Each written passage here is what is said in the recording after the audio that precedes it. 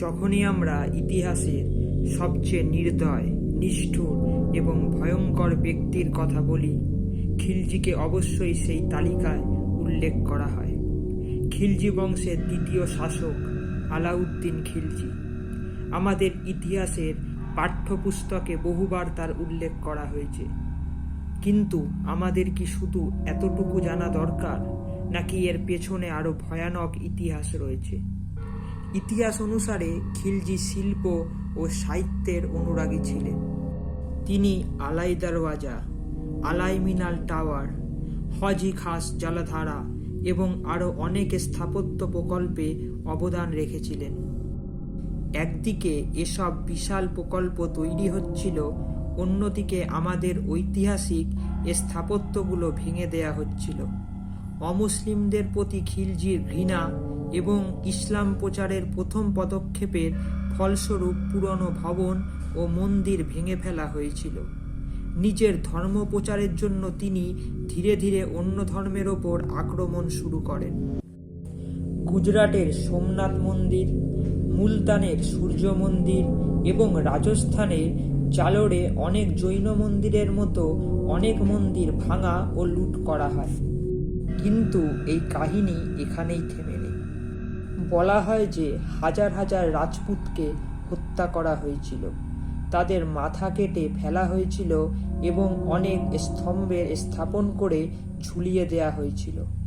এই স্তম্ভগুলি দিল্লি এবং আশেপাশের শহরগুলিতে স্থাপন করা হয়েছিল, যাতে এই খবরটি এমন প্রত্যেক ব্যক্তির কাছে পৌঁছায় যারা খিলজির শাসন ব্যবস্থা মানেন না বা অন্য কোনো বিদ্রোহের কথা ভাবছে, যাতে ভাবামাত্রই তাদের ভেতরের আত্মা কেঁপে ওঠে। ষোড়শ শতাব্দীর ইতিহাসবিদ ফিরিস্তাহের মতে হাজার হাজার মঙ্গোলকে নির্দয়ভাবে হত্যা করার পর প্রায় ৮,০০০ মঙ্গোলের মাথা কেটে ফেলা হয়েছিল এবং সিরি ফোর্ট তৈরি করা হয়েছিল। সিরি মানে মাথা দিয়ে তৈরি দুর্গ। এসবের কারণে সর্বত্র তার আতঙ্ক ছড়িয়ে পড়েছিল। খিলজি বাজারের দাম নিয়ন্ত্রণ কৌশল ব্যবহার করার মতো অনেক কঠোর নিয়ম ও নীতি অনুসরণ করতেন। জনগণকে ভারী কর দিতে হতো।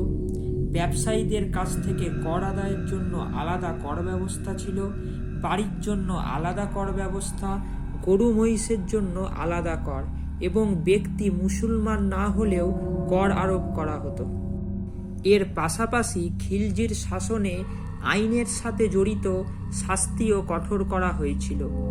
ছোটখাটো অপরাধে হাত কেটে ফেলা, চোখ উপড়ে নেওয়া খুবই সাধারণ ব্যাপার ছিল বলে ধারণা করা হতো।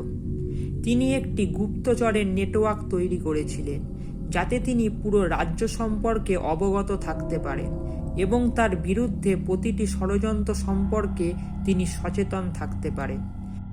আর যদি খিলজির সন্দেহ হয় যে কেউ তার বিরুদ্ধে কিছু করার কথা ভাবছে, তাহলে তাকে মেরে ফেলা হতো। সারিপুলের শাস্তি শুরু করেছিলেন খিলজি। এতে অপরাধীকে গাছ বা খুঁটির সাথে উল্টো করে বেঁধে মারধর করা হতো। যতক্ষণ না তার দেহ থেকে রক্তের শেষ ফোঁটা বের হয়ে আসছে, ততক্ষণ তাকে মারা হতো, যেন তার চিৎকার কয়েক মাইল দূর অবধি শোনা যায়। খিলজি সাজাই তক্তাপোষও ব্যবহার করতেন, যেখানে তিনি ওজনযুক্ত বস্তু নিক্ষেপ করতেন বা হাতের নিচে রেখে তাদের হত্যা করতেন।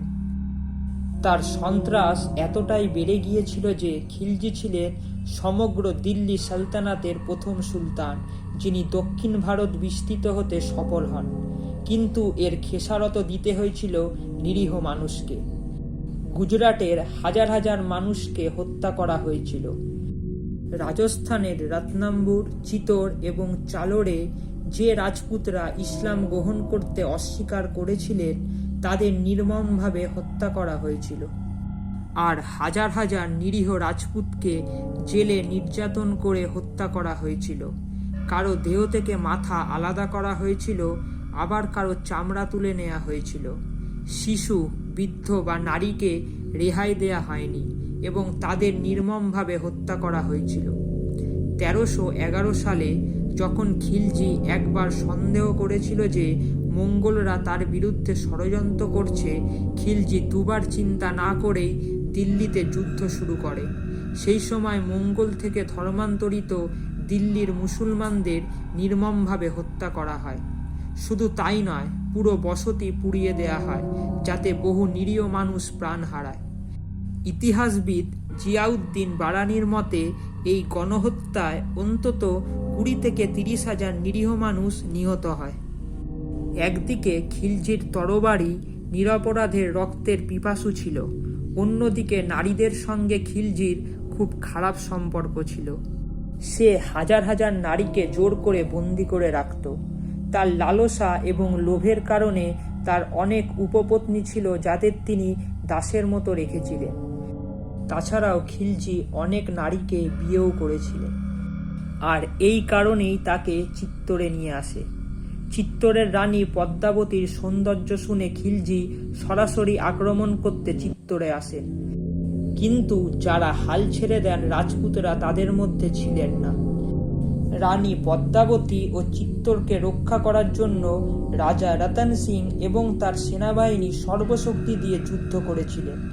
খিলজির বাহিনী ছিল অত্যন্ত শক্তিশালী এবং অনেক বড়, কিন্তু চিত্তরের রাজপুতরা হাল ছাড়েনি। তারা শেষ নিঃশ্বাস পর্যন্ত খিলজির সাথে লড়াই চালিয়ে যান, কিন্তু খিলজি তার প্রতারণার মাধ্যমে রাজা রতন সিংকে হত্যা করে। কিন্তু এত কিছুর পরেও রানী পদ্মাবতীকে পাননি খিলজি। তাকে পাওয়া তো দূরের কথা, রানী পদ্মাবতীকে একবারও দেখতে পাননি খিলজি।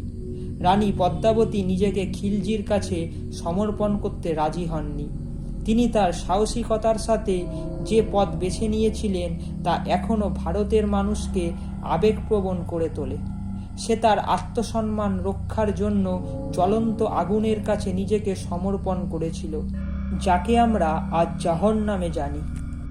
আর তার পেছনে চিত্তরের 1600 সাহসী নারীও প্রাণ বিসর্জন দেন। রানী পদ্মাবতী এবং সেই নারীদের জহরকে এখনও চিত্তরের মানুষ শ্রদ্ধা করে। একদিকে খিলজি নারীদের প্রতি আকৃষ্ট ছিলেন, অন্যদিকে কিছু ঐতিহাসিক মনে করেন খিলজির সাথে তার সেনাপতি মালিক কাফুরের খুব ঘনিষ্ঠ সম্পর্ক ছিল। বলা হয় খিলজি মালিক কাফুরকে কৃতদাসের বাজার থেকে কিনেছিলেন। তখন মানুষের কেনাকাটা খুবই সাধারণ ছিল। একটি পুরো বাজার স্থাপন করা হয়েছিল, যেখানে মানুষের কেনা বেচা করা যেত অন্য যে কোনো জিনিসের মতো। আর একইভাবে মালিক কাফুরকেও কৃতদাসের মতো কেনা হয়েছিল, কিন্তু খুবই শীঘ্র তিনি খিলজির ডান হাতে পরিণত হন। খিলজিও তাকে চোখ বন্ধ করে বিশ্বাস করত। মালিক কাফুরই দক্ষিণে খিলজির সাম্রাজ্যের সীমানা বৃদ্ধিতে বড় ভূমিকা রেখেছিলেন। মালিক কাফুর এবং আলাউদ্দিন খিলজির সম্পর্কের কাহিনী অনেক ঐতিহাসিক তাদের নিজস্ব চিন্তাধারায় লিখেছেন। কেউ কেউ মনে করেন খিলজির মৃত্যুর কারণ অন্য কেউ নয়, মালিক কাফুর। বলা হয় আলাউদ্দিন তার শেষ সময়ে একটি রোগে ভুগেছিলেন এবং তিনি কাউকে বিশ্বাস করতেন না। তিনি তার সমস্ত ক্ষমতা মালিক কাফুরকে দিয়েছিলেন এবং তিনি সবকিছু দেখছিলেন। সম্ভবত এটাই মালিককে লোভী করে তুলেছিল। ইতিহাসবিদ জিয়াউদ্দিন বারানির মতে মালিক কাফুরই খিলজির রোগের কারণ ছিল, কারণ তিনি তাকে ধীরগতির বিষ দিতেন এবং তিনি এক রাতে নির্দয়ভাবে খিলজিকে হত্যা করেছিলেন। আলাউদ্দিন খিলজির আতঙ্কের অবসান ঘটে 1316 সালে তার মৃত্যুর মধ্যে দিয়ে। খিলজি পুরো বিশ্বকে শাসন করতে চেয়েছিল। তিনি নিজেকে দ্বিতীয় আলেকজান্ডার মনে করতেন এবং নিজেকে সিকান্দারি সানি বলেও ডাকতেন। সে সিকান্দারের মতো হয়ে উঠেছিল কিনা সেটা আমাদের জানা নেই, কিন্তু খিলজি ভারতে সন্ত্রাস ছড়াতে কোনো প্রচেষ্টাই সে ছাড়েনি। তিনি সত্যি ভারতের খলনায়ক ছিলেন। আপনাদের এ বিষয়ে কি চিন্তা আমাদের কমেন্টে জানান। অডিওটি ভালো লাগলে লাইক ও শেয়ার করুন।